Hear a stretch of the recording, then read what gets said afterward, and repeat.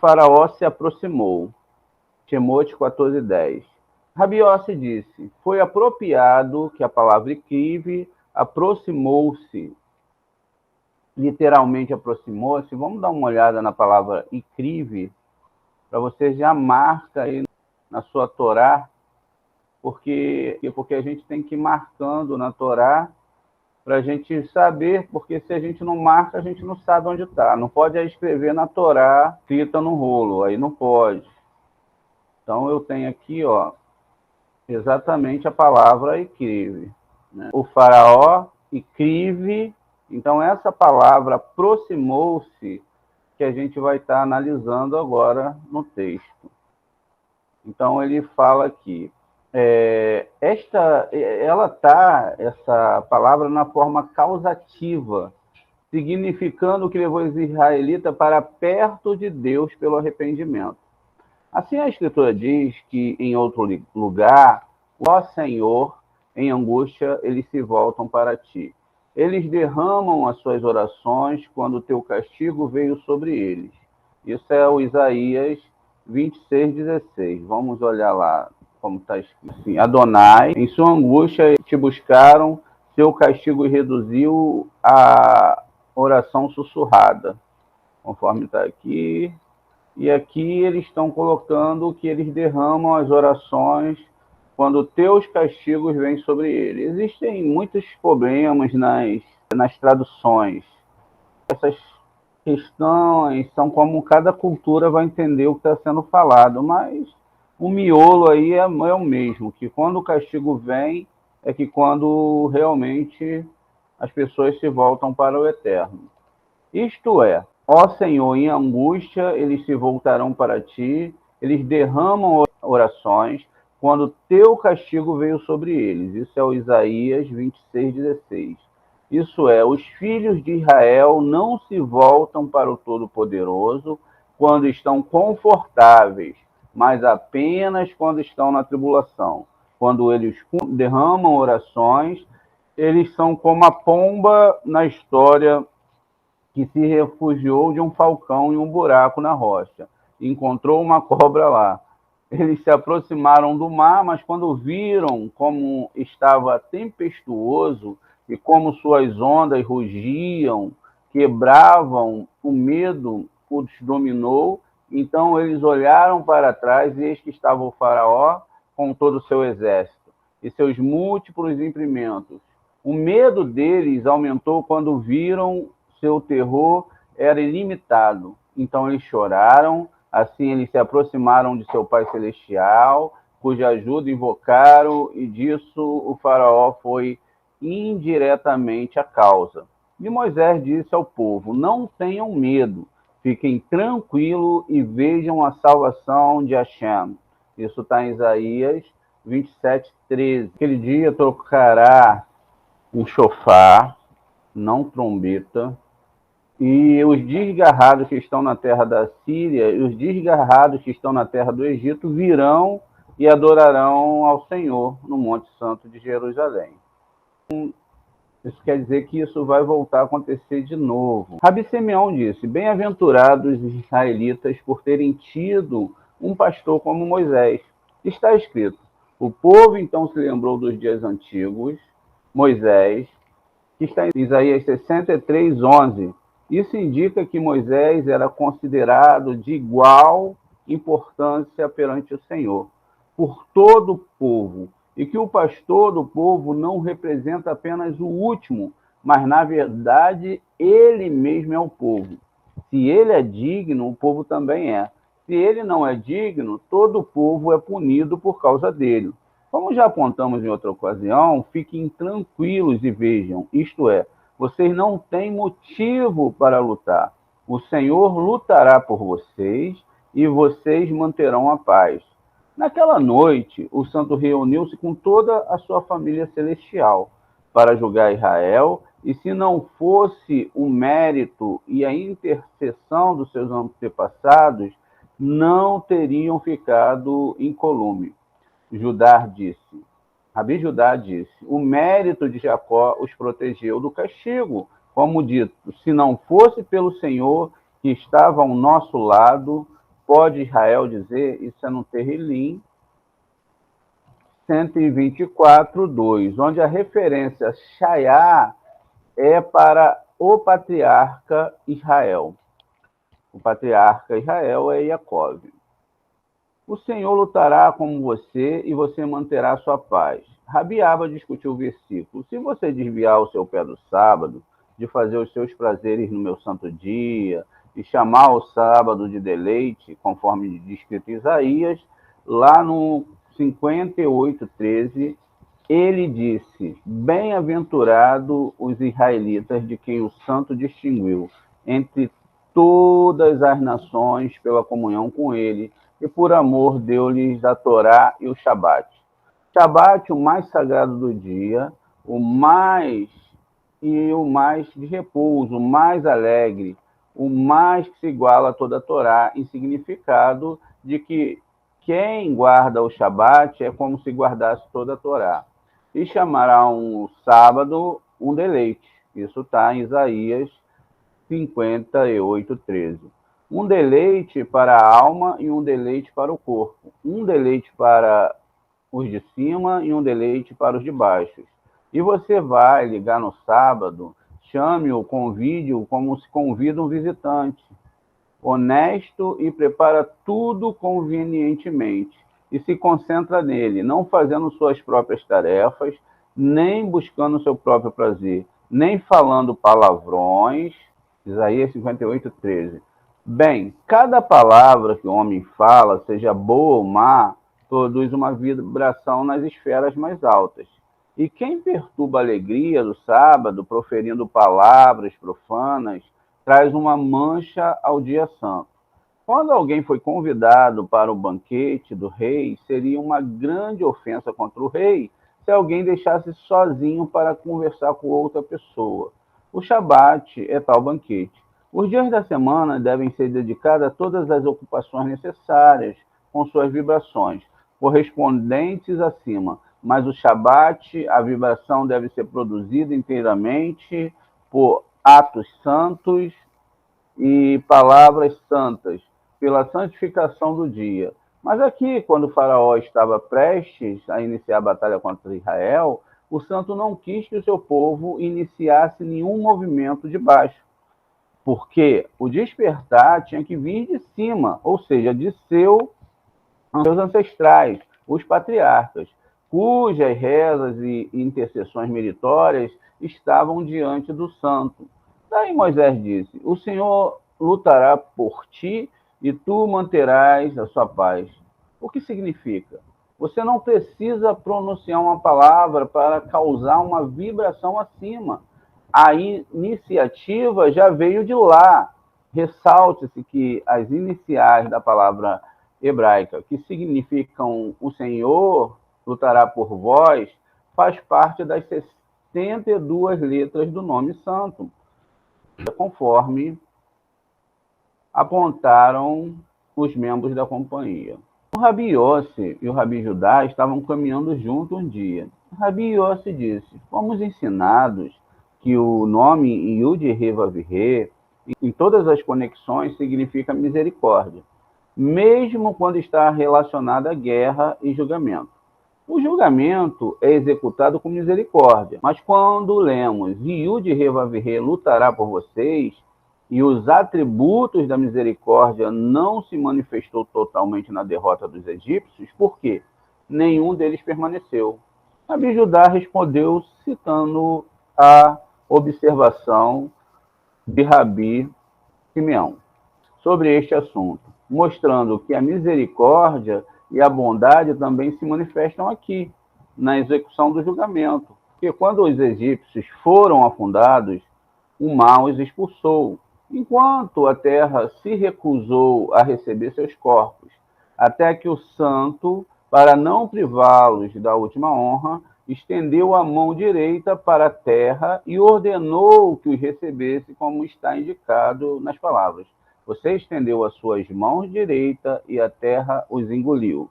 Isso é Êxodo 15:12. Quer dizer, o Eterno não permitiu que eles ficassem sem um funeral, sem um enterro, sem ter sido honrados no final.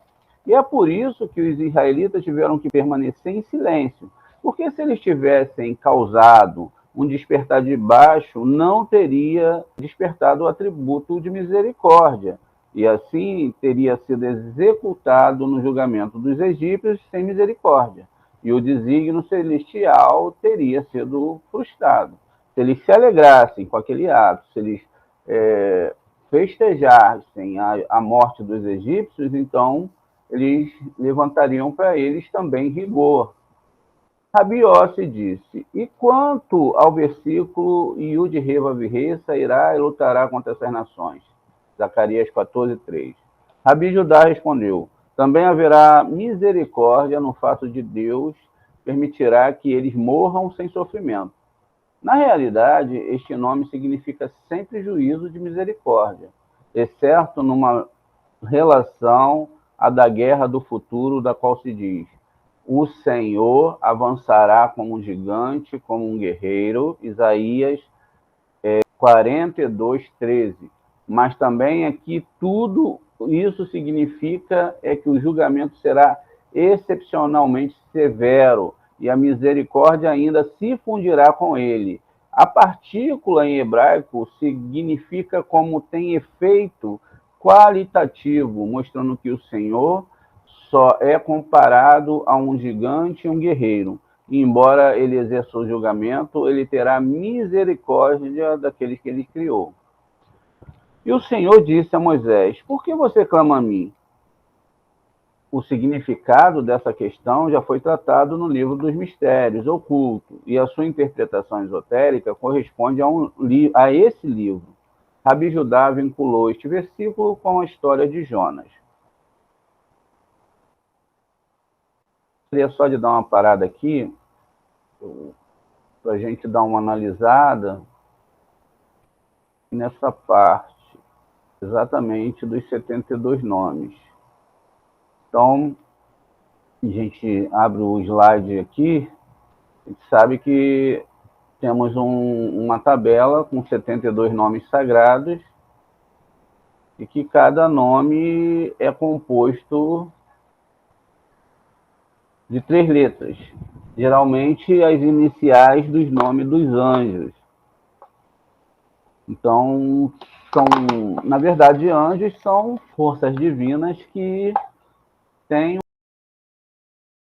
místico e que tem cada um uma força dada pelo Eterno para que eles possam agir em cima desse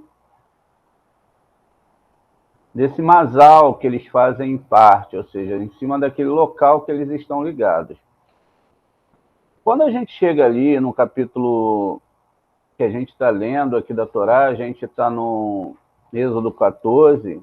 Quando nós chegamos aqui no Êxodo do 19 ao 21, esses versículos aqui, ó.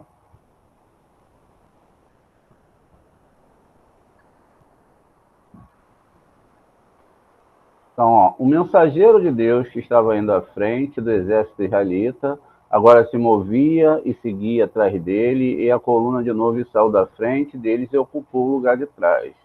Conforme aqui, descrito aqui em hebraico, mais ou menos essa tradução. E veio o exército dos egípcios, o exército de Israel, assim havia nuvens de escuridão e lançou um feitiço sobre a noite, de modo que não pudesse aproximar do outro durante a noite. Estendeu o braço sobre o mar, e Adonai fez recuar o mar com um forte vento oriental toda aquela noite, e transformou o mar em terra seca, e as águas se dividiram.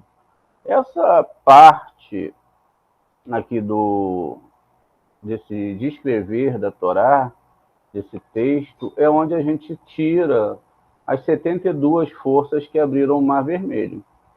Então, nós temos aqui como isso se dá. A gente viu que o anjo de Deus que ia diante do exército de Israel, ele se retirou, se pôs atrás deles também as colunas de nuvem, se retirou diante deles e se pôs para trás.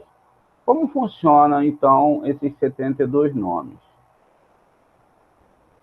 E como nós tiramos eles dos textos sagrados?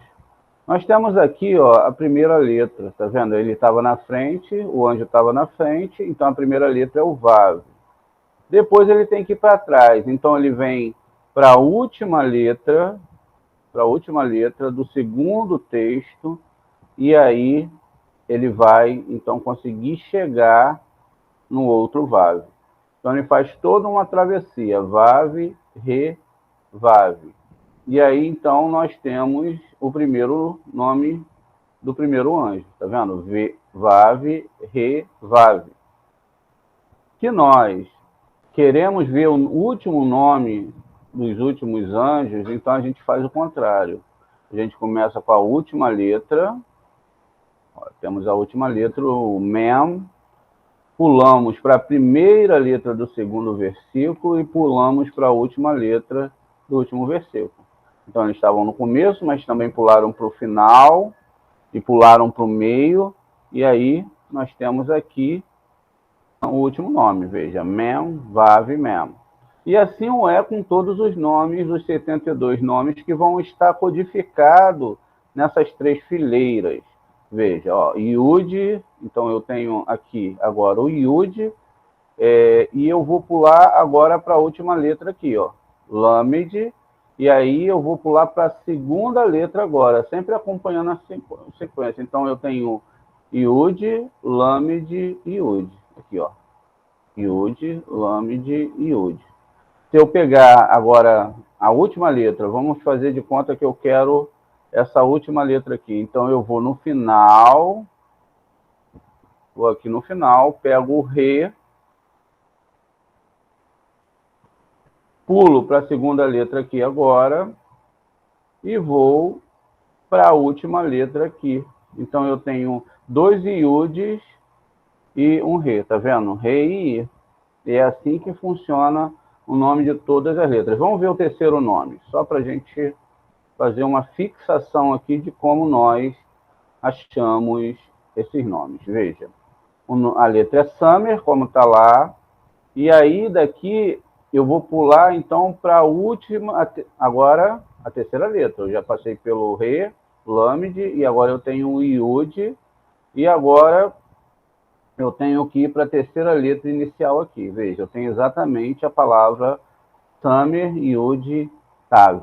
Então é aí que estão os 72 nomes que nós temos aqui dentro da tabela dos nomes sagrados. Além disso, cada uma dessas tabelas, quando a gente tira aqui o número, né, o versículo em si, que é o versículo 19, o versículo 20 e o versículo 21.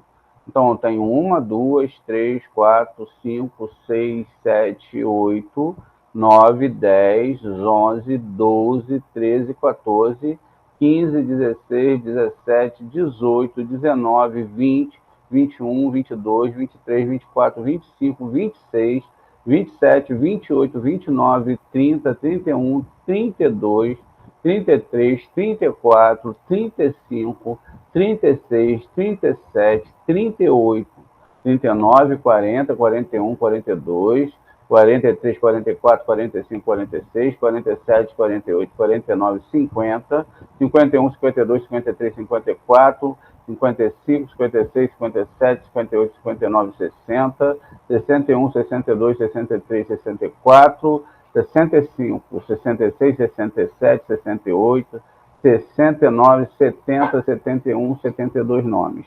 Então, cada uma desses versículos vão ter 72 letras. Cada uma vão, no final, 3 vezes 72, vão dar 216 que a gente vai estudar posteriormente. Além disso, não existe só uma tabela de nomes divinos, existem duas tabelas. Por que existem duas tabelas? Geralmente as pessoas só meditam nessa tabela. Mas quando elas meditam nessa tabela, ela não sabe que existe outra tabela, que onde ela faz o equilíbrio dessa tabela aqui. Ou seja, se ela meditou Yud, Re, Yud, então agora ela tem que meditar em Vav, Vav, Vav, para equilibrar esse nome. Tá vendo? Então, ela vem agora com a segunda tabela e ela vai, então, exatamente equilibrar esse nome que está aqui. Por que isso? Porque tudo, como a gente viu lá na tabela de nomes, é um equilíbrio. Você não pode ter uma meditação desequilibrada. Você precisa realmente aprender tudo isso para que você possa aprender os caminhos das meditações. Então, veja, se eu medito o segundo nome, então eu tenho que meditar também o segundo nome da tabela. E assim sucessivamente. Cada um nome desses aqui corresponde a um nome daquele que está lá em cima. Veja, eles são ligados, né, por essas linhas para a gente ver e perceber que é assim que funciona tudo. Como geralmente é só feito a meditação no outro quadro de cima, vai haver um desequilíbrio. Então, é preciso ter essas duas tabelas, entender e estudar essas duas tabelas, porque esses são nomes de anjos celestiais, cada um está ligado ali no movimento da abertura do Mar Vermelho. A gente descobriu que não é bem um mar, mas um masal, ou seja, a travessia para juntar a nossa divindade com a divindade superior. E aí a gente abre esse mar através dessas meditações. Tá bom? Então,